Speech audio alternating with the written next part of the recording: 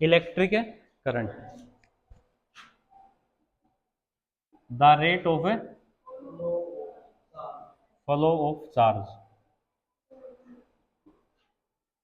ठीक है, are called electric.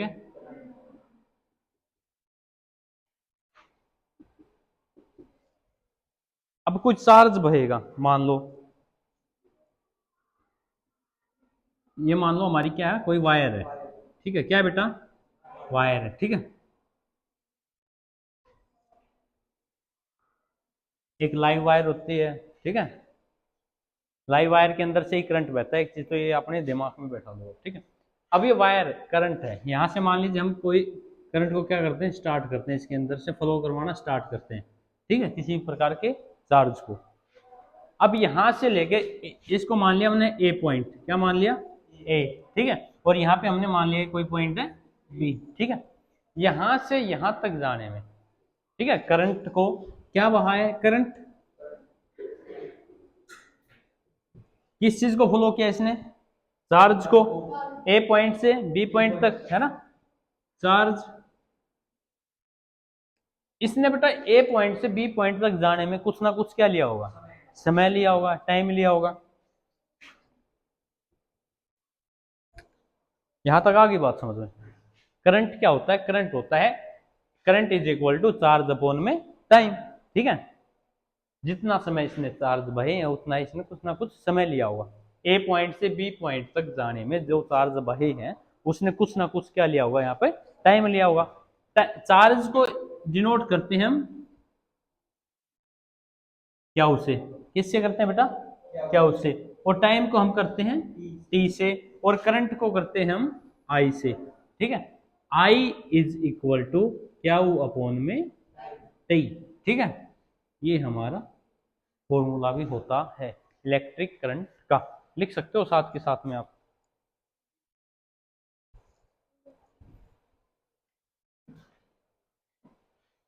Current जो होता है हमारा, इलेक्ट्रिक करंट जो होता है, ये एक स्केलर क्वांटिटी होती है, क्या होता है बेटा ये, स्केलर क्वांटिटी। देखिएगा मैं करवा चुका हूं तुम्हें स्केलर और वेक्टर क्वांटिटी, दोनों क्वांटिटी करवा चुके हैं ना, हम कर चुके हैं। इनके अंदर अंतर क्या होता है स्केलर और वेक्टर में, कोई बताएगा, स्केलर और वेक्टर क्वांटिटी के अंदर अंतर क्या होता है।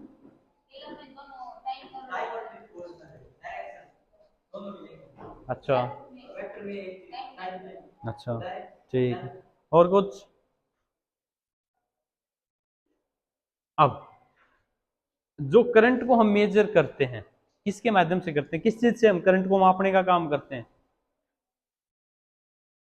बताओ भाई, करंट को हम किस चीज में मापते हैं, किसमें, एम्पियर, ठीक है, लेकिन मेजर किस में करते हैं, ammeter, SI unit of current होती है एम्पियर, और मेजर करते हैं हम एमीटर के माध्यम से। इलेक्ट्रिशियन आया होगा ना कभी कभी, देखते होगे तुम, ठीक है, वो क्या करता है, लाइव वायर के ऊपर क्या करता है, एक मीटर होता है उसके हाथ में बिल्कुल छोटा सा, ठीक है, और यहाँ पे एक वायर को यहाँ से उस वायर को पकड़ के यहाँ से क्या कर देता है, कनेक्ट कर देता है, ठीक है, और उससे हमें वोल्टेज का पता चलता है जिसको हम एमीटर बोलते हैं। Current is measured by ammeter, लिख लो भाई, current is measured by ammeter. Current को किसके द्वारा मापा जाता है, एमीटर के द्वारा।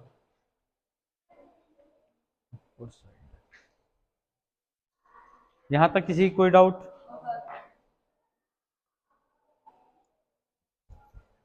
एमीटर जो होता है ये हमेशा से सीरीज में जुड़ा हुआ होता है, किस में जुड़ा होता है,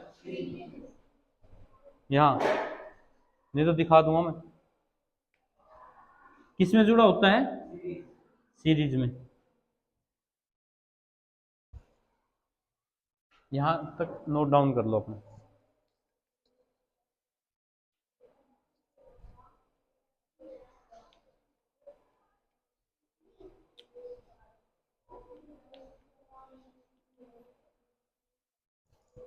लिख लो भाई जल्दी।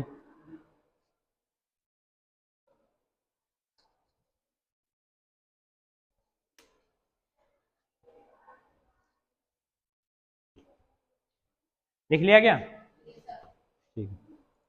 अब हमारे चैप्टर से एक पहला क्वेश्चन आता है कंडक्टर। क्या आता है? कंडक्टर। ठीक है। अब कंडक्टर क्या होता है?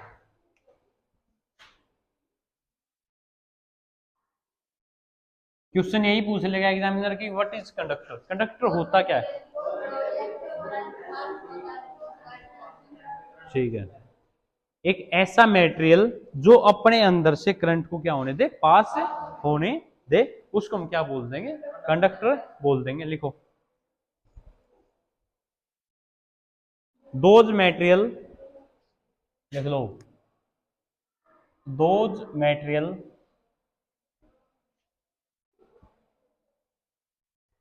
देखो भाई, those material which allow electric current which allow electric current to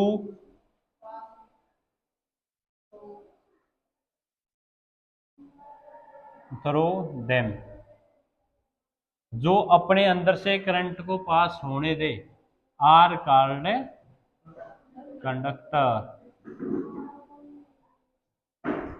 ठीक है, लिख लो भाई। इसके एग्जाम्पल क्या क्या हो जाएंगे आपके? Aluminium, copper. एग्जाम्पल क्या होंगे? Aluminium, copper, iron, acid, base. ठीक है, एसिड और बेस के अंदर से भी करंट पास हो सकता है। अब एक चीज याद रखिएगा, पानी में चाहे वो एसिड हो चाहे बेस हो, अगर पानी के अंदर किसी भी प्रकार की इम्प्योरिटीज नहीं है, यानी कि गंदगी नहीं है, तो उस केस में क्या नहीं होगा, पानी के अंदर से करंट पास नहीं होगा। और वो एक्सेप्शन का केस एक ही होता है, उसको बोलते हैं हम DW वाटर, डिस्टिल्ड वाटर। क्या बोलते हैं इसको? Distilled water. डिस्टिल्ड वाटर के अंदर से करंट पास नहीं होता है, और सभी चीजों के अंदर से क्या हो जाता है? करंट पास हो जाता है। यहां तक आ गई बात समझ में? क्या नहीं आई है? क्योंकि DW वाटर में, यानी कि सर डिस्टिल्ड वाटर में क्या नहीं होती है? इम्प्योरिटीज नहीं होती, यानी कि गंदगी नहीं होती है, किसी भी प्रकार के आयंस प्रेजेंट नहीं होते हैं, इसलिए उसके अंदर से क्या नहीं होता है? करंट पास नहीं होता है। अब ये तक तो हमने पढ़ा था कंडक्टर कि सर ऐसे मटेरियल जो अपने अंदर से करंट को क्या होने देंगे? पास, है ना। लेकिन कुछ ऐसे मटेरियल भी होंगे जो अपने अंदर से क्या नहीं होने देंगे? करंट को पास नहीं होने देंगे, तो वो क्या कहलाएंगे? हमारे इंसुलेटर। लिखो भाई, नेक्स्ट है insulator.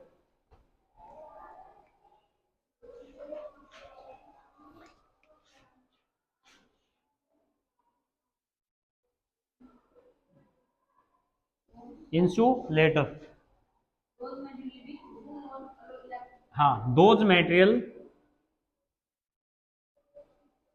Which do not allow electric current to do not allow to electric current to pass through them,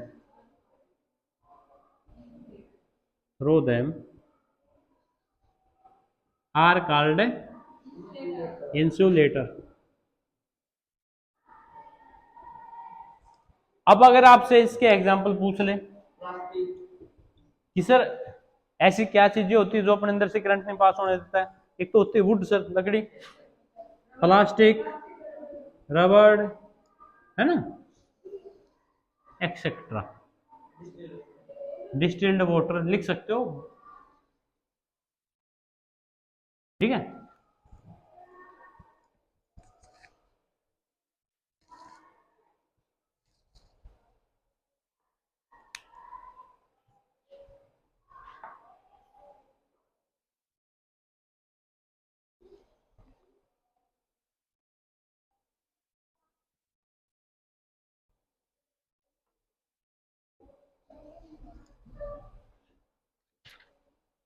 लिख लिया क्या? आगे टॉपिक डालो, heating effect of electric current. Heating effect of electric current. Heating heating effect of electric current.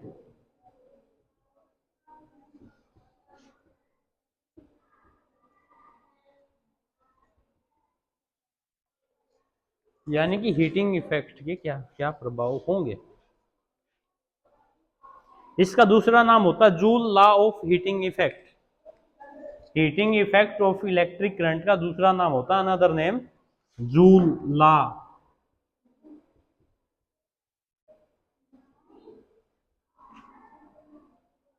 Another name of heating effect of electric current, heating effect of electric current,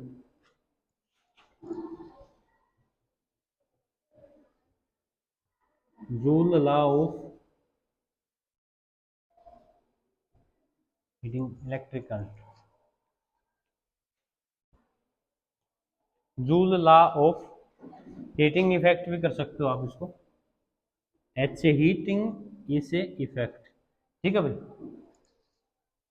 H dot ही लिख लो।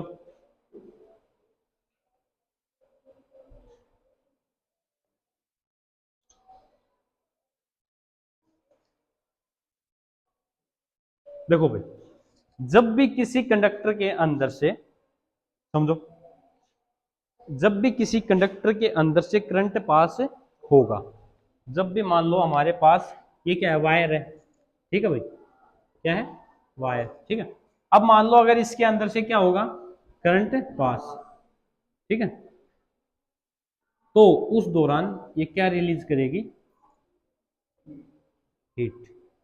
हाँ या ना, heat यानी कि गर्म होगा या नहीं होगा, वायर, तार गर्म होगी या नहीं होगी, होगी ना। यही चीज ये बता रहा है। When an electric current pass through a conductor, heat produce by high resistance, किसके द्वारा होगी, हाई रेजिस्टेंस के द्वारा, ठीक है, लिख लो।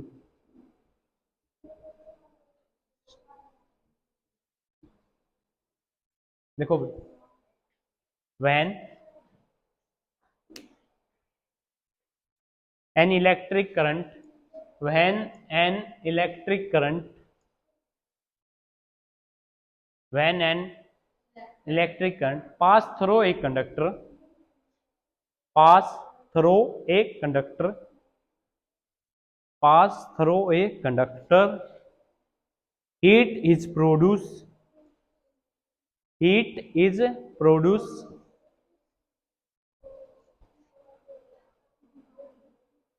by high resistance, by high resistance।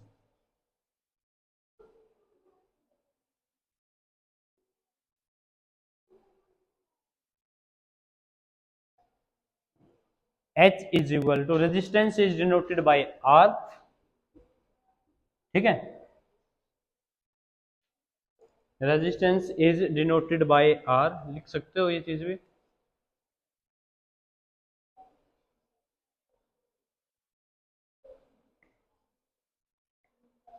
लिख लिया भाई। उसके बाद इसका सूत्र होता है वो लिखो, H is equal to, H is equal to, लिखो H is equal to I square R T, हाँ, आई स्क्वेयर आर टी,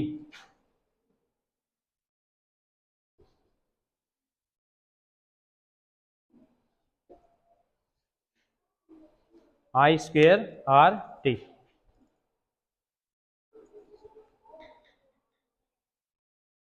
देखो जो heating effect of electric current है ना, ये करंट हमारा दो प्रकार का होता है, पता है नहीं पता है, एसी और डीसी। चलो, अल्टरनेट करंट और डायरेक्ट करंट, चलो इसके बारे में भी दो लाइन लिख लो। टाइप्स ऑफ करंट, हमारा जो करंट होता है वो मुख्यतः दो प्रकार का होता है।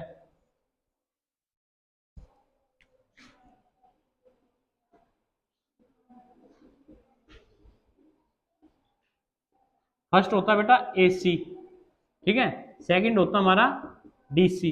एसी मतलब alternate, alternate current,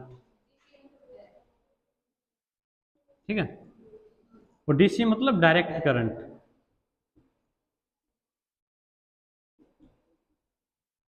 alternate current जो होगा वो अप डाउन हो की स्थिति में चलता रहेगा। जैसे कि मान लीजिए ये हमारा कोई ग्राफ है, यहां से स्टार्ट हुआ, एक बार अप एक बार डाउन, एक बार अप एक बार डाउन, ठीक है। जबकि डीसी जो करंट होगा वो एक ही दिशा में चलेगा, यानी कि रेक्टिलिनियर होगा ये, ठीक है। क्या होगा ये? रेक्टिलिनियर। मोशन के केस में हमने पढ़ा था 1D, ठीक है। वन यानी कि वन डायमेंशनल, यानी कि एक ही दिशा में चलने का काम करेगा डीसी करंट, डायरेक्ट करंट। घरों के अंदर जो बैटरी होती है उनके अंदर होता है डायरेक्ट करंट, ठीक है, विद्युत धारा जो एक ही दिशा में बहने का काम करे, ठीक है।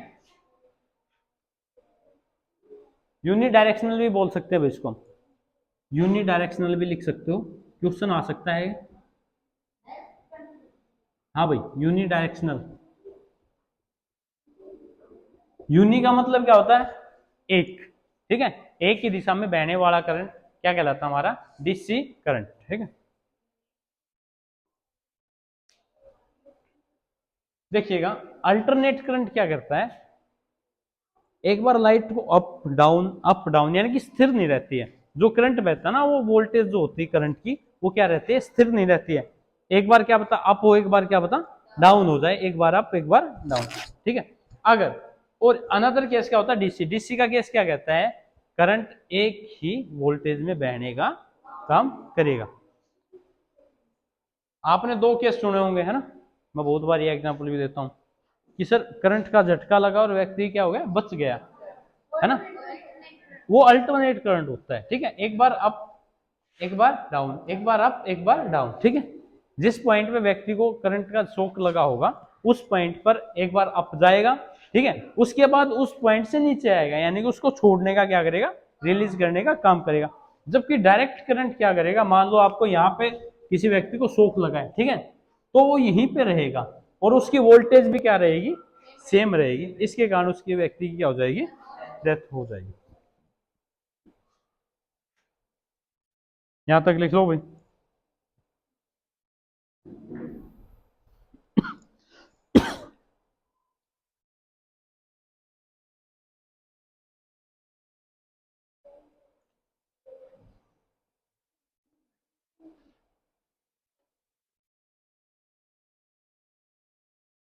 उसके बाद टॉपिक डाल दो तुम्हारा इलेक्ट्रिक पावर। नेक्स्ट है हमारा इलेक्ट्रिक पावर। लिखो भाई, इलेक्ट्रिक पावर।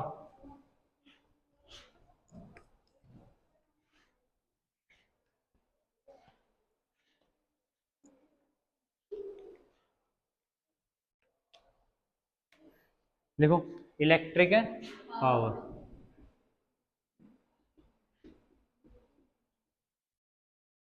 इलेक्ट्रिक पावर किसे कहते हैं? इसको आप डिनोट कर सकते हो ई डॉट बी से, ईपी। शॉर्ट फॉर्म में अगर लिखना